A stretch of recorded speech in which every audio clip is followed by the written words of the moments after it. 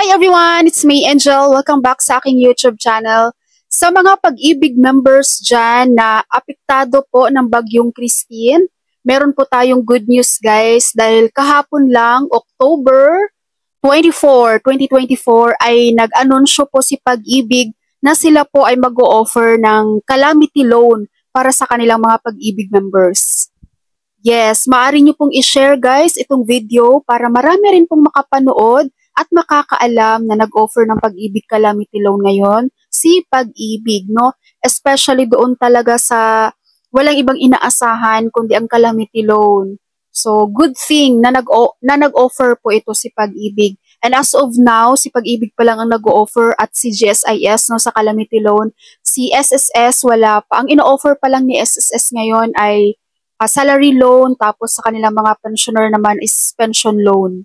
Okay, so ito yung mga possible questions nyo guys regarding sa Pag-ibig calamity loan. Number 1, magkano ba itong Pag-ibig calamity loan? As per Pag-ibig po, maaari po kayong mag-loan dito up to 80% of your savings. Number 2, magkano ang interest rate dito kay Pag-ibig? Pinakamababang interest po ito sa merkado guys. 5.95% lang every year. So 5.95 kada taon. So number 3, paano naman kung merong existing loan? So ito guys, may note mismo si Pag-ibig dito. As per Pag-ibig, kung ang miyembro ay may kasalukuyang MPL no, or loan, ibabawas ang natitirang loan mula sa kabuuang halagang tanggapan sa bagong loan. So for example, ang maluloan mo sa calamity loan mo ngayon guys is 10,000 pesos. Tapos meron kang remaining balance sa previous loan mo kay Pag-ibig na hindi mo pa nabayaran na 5,000. So, ibabawas yun doon sa bagong loan na makukuha mo. Okay? So, sa mga nagtatanong dyan, akala ko ba magkaiba yung calamity loan and salary loan?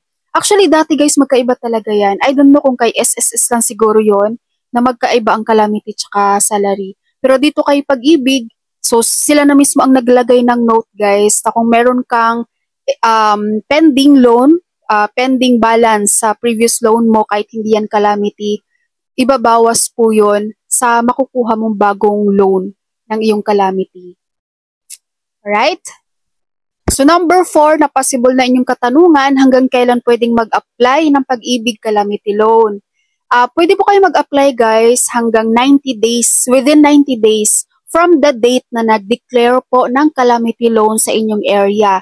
No? I think yesterday, kahapon lang October 24, nag-declare ang Cavite ng state of calamity, di ba?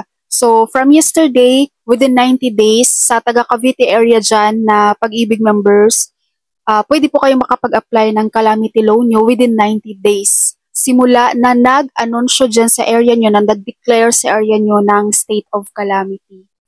Na-gets po? So, ang possible na pang-5 katanungan nyo, paano mag-apply? Simple lang guys, sa inyong Pag-ibig virtual account. No? Mag-open ka lang, mag-login ka lang sa iyong Pag-ibig virtual account. Tapos, makikita nyo dito guys, ang calamity loan. I-click mo yan.